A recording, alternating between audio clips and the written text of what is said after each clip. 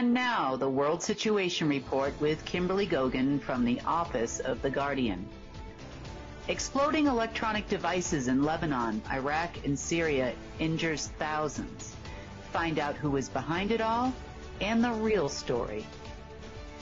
And the alignment that has occurred as of last night will continue on through to the equinox. But today marked the end of all deep state access to their computer control networks, leaving them with very little control over this planet.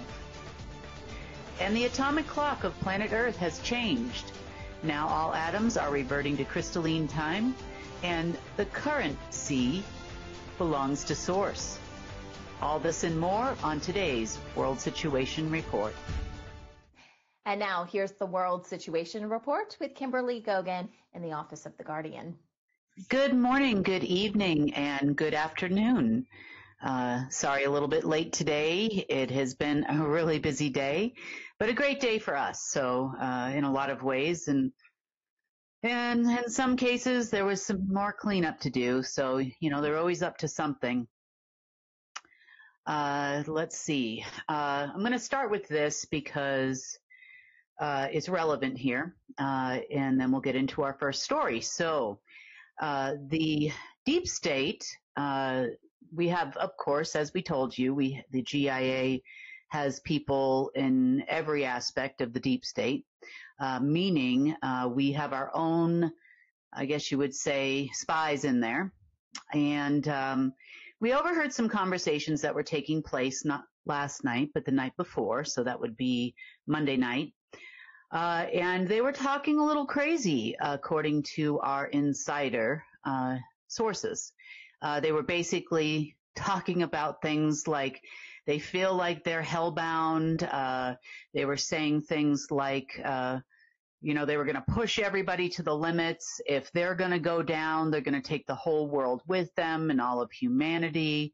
They were saying things like they know that there's going to be an alignment, and they're basically saying it's going to be the end of dark essence and energy and consciousness and on this planet, and they're not going to let us have this planet, and they're going to do everything they can to take us with it, and everything they can to preserve their dark systems, and that includes AI systems, also known in the alt media as the quantum financial system, and a lot of other things they're trying to implement over there, had also installed within these chips. The companies that are responsible ultimately for receiving those orders and executing on those orders was Quest Global in Singapore. We have Semiconductor Manufacturing International China, or SMIC, but this particular company also has locations in not only in China, but also in the U.S., Japan, and other locations. But the main locations they were operating out of was in the USA, Japan, and China. We also have the second largest company in the world of semiconductors, which is the Taiwan Semiconductor Manufacturing Company Limited, or TSMC.